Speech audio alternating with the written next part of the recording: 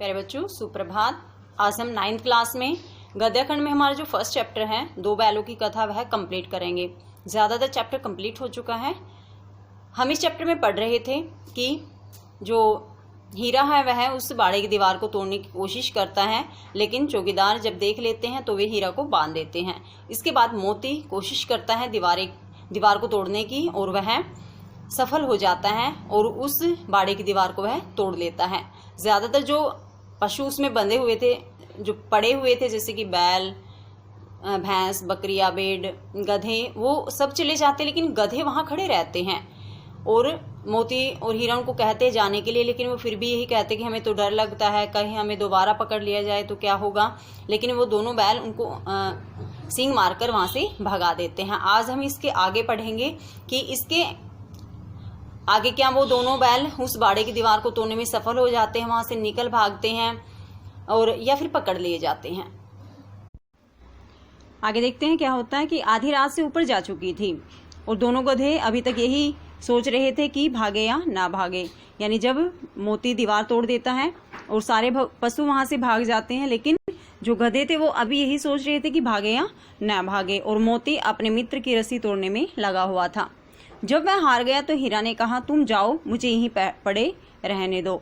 और जब वह वहां से हार जाता है, यानी कि मोती रस्सी तोड़ने में कामयाब नहीं होता है, तो हीरा उससे कहता है कि तुम यहाँ से चले जाओ और मुझे यहीं रहने दो, शायद कहीं भेंट हो जाए, अगर बचे तो शायद कहीं और मिल जाएंगे।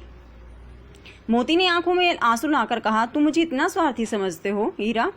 हम और तुम इतने दिनों तक साथ रहे, आज तुम विपत्ति में पड़ गए तो मैं तुम्हें छोड़कर अलग हो जाऊं?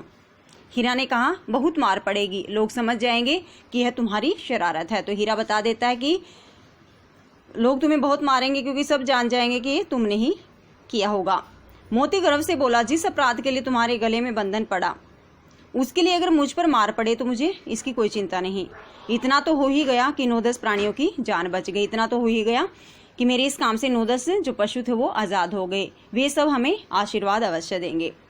यह कहते हुए मोती ने दोनों गधों को सींगों से मार मार कर बाड़े से बाहर निकाला। तब अपने बंधु के पास आकर सो गया और वह अपने दोस्त के पास आकर सो जाता है।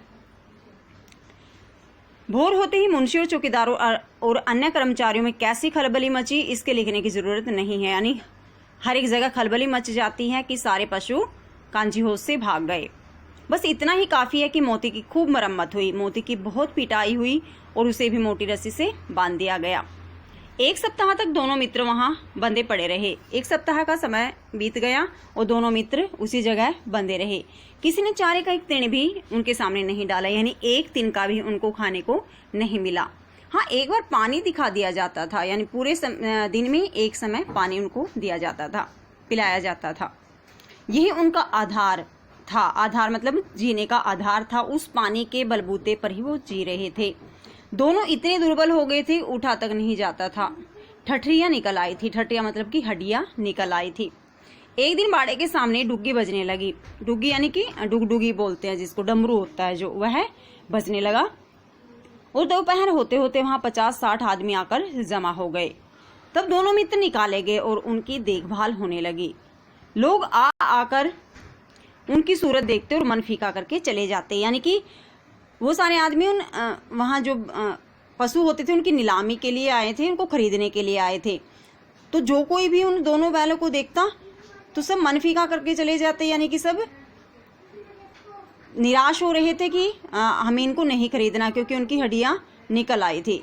ऐसे मृतक बैलों का कौन खरीदार होगा? मृतक यानी मरे हुए के समान बैलों का कौन खरीदार होगा, यानी इनको कौन खरीदेगा? आगे देखते हैं।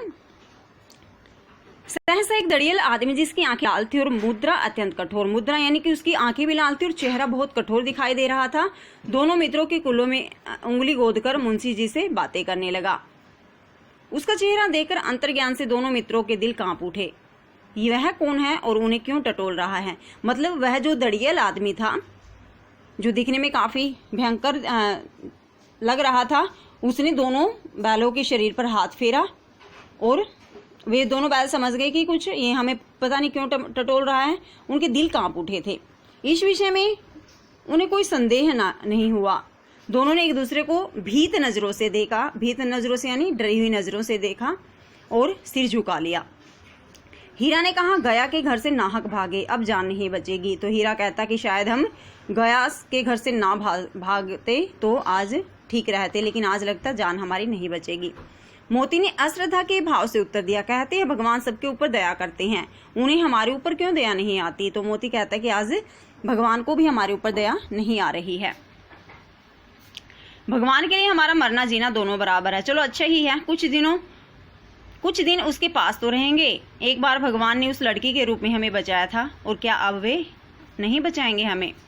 यह आदमी छुरी चलाएगा, देख लेना। तो दोनों बैल आपस में बातें करते हैं कि यह आदमी हमें जरूर काटेगा, तो क्या चिंता है, मांस खाल सींग हड्डी सब कुछ किसी न किसी काम तो आएंगे। तो हीरा मोती की हर एक बात को काट देता है कि अगर हमें काटा भी जाएगा तो अच्छी बात है, हमारा जो मांस है, खाल है, सींग है, हड्डी है, ये किसी न किसी के काम अवश्य आएगी। नीलाम हो जाने के बाद दोनों मित्र उस दड़ियल के साथ चल पड़े, यानी उस दड़ियल आदमी ने दोनों बैलों को खरीद लिया। दोनों की बोटी बोटी कांप रही थी, पूरा शरीर कांप रहा था। बेचारे पांव तक उठा नहीं सकते थे। क्यों? क्योंकि उनको कम से कम 10-12 दिन से चारा 2 सप्ताह से उनको चारा नहीं मिला था, पर डर के मारे गिरते पड़ते भाग जाते थे। क्योंकि वह जरा भी चाल धीमी हो जाने पर जोर से डंडा जमा देता था, लेकिन डंडे के डर से दोनों बैल तेजी से चल रहे थे।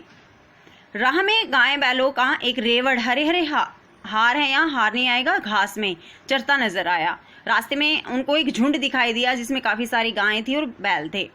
सभी जानवर प्रसन्न थे, काफी खुश थे, चिकने और चपल। चिकने यानी कि शरीर से सुडौल तो थे वो, क्योंकि वो तो समय पर चारा खा रहे थे। चपल यानी चंचल भी दिखाई दे रहे थे, कोई उछलता था, कोई आनंद से बैठा पागुर करता था। उनमें से कोई गाया बैल या तो उछल रहा था या बैठा पागुर। पागुर होता जुगाली करना, जैसे जो जानवर है बैठ कर जुगाली करते हैं। कितना सुखी जीवन था इनका, पर कितने स्वार्थी हैं सब। तो दोनों बैल ये सोचते हुए जा रहे थे कि ये सारे बैल कितने स्वार्थी हैं, सारे जानवर कितने स्वार्थी हैं। किसी को चिंता नहीं कि उनके 2 भाई बधिक के हाथ पड़े कैसे दुखी हैं। तो वे कहते कि शायद इनको ये पता ही नहीं कि इनके 2 भाई यानी हीरा और मोती आपस में सोच रहे थे कि ये जानवर बड़े ही स्वार्थी हैं। इनको ये पता ही नहीं कि इनके 2 मित्र बंधे हुए हैं। सहसा दोनों को ऐसा मालूम हुआ कि ये परिचित राह है। अचानक दोनों को महसूस होता कि ये रास्ता तो जाना पहचाना है। हाँ, इसी रास्ते से गया उन्हें ले गया था। ऐसा लगता है जैसे इसी रास्ते से गया उनको लेकर गया था। वही खेत, वही बाग, वही गांव उनको नजर आने लगे। प्रतिक्षण उनकी चाल तेज होने लगी, मतलब वो अपने कदमों को तेजी से बढ़ाने लगे। सारी थकान, सारी दुर्बलता गायब हो गई। जितनी थकान थी उनको, जितनी कमजोरी उनको शरीर में थी, सारी अचानक से ही गायब हो जाती है। यह लो, अपना ही हार आ गया। हार नहीं है, यहाँ घर आएगा। वही सोचते कि ये तो अपना ही घर आ गया। घर आ गया मतलब कि वो उस गांव की सीमा में प्रवेश कर चुके थे। इसी कुएं पर हम पुर चलाया करते थे, यही कुआं है। कुआं यानी कि जैसे खेत में होदी वगैरह होती है, तो वे कहते अरे ये तो हमारा ही खेत है, यहाँ पर ही तो हम हल वगैरह चलाया करते थे। मोती ने कहा हमारा घर नगीच आ गया। नगीच का अर्थ है नजदीक आ गया। हीरा बोला भगवान की दया है, मैं तो अब घर भागता हूँ। हीरा कहता मैं तो अब अपने घर भागता हूँ। यह जाने देगा? मोती कहता कि यह तुम्हें अब जाने देगा? इसे मैं मार गिराता हूँ। मोती कहता मैं इसको मार गिराऊंगा। नहीं नहीं, दौड़कर थान पर चलो, भागकर अपने स्थान पर चल पड़ो, वहां से हम आगे नहीं जाएंगे। दोनों उन्मत्त होकर बछड़ों की भांति कुलेले करते हुए घर की तरफ दौड़ पड़ते हैं। वह हमारा थान है, यानी हमारा स्थान है जहां हमें बांधा जाता था। दोनों दौड़कर अपने थान पर आए और खड़े हो गए। दड़ियल भी पीछे पीछे दौड़ा चला आ रहा था। झूरी द्वार पर बैठा धूप खा रहा था, यानी धूप सेक रहा था। बैलों को देखते ही दौड़ा और उन्हें बारी बारी से गले लगाने लगा।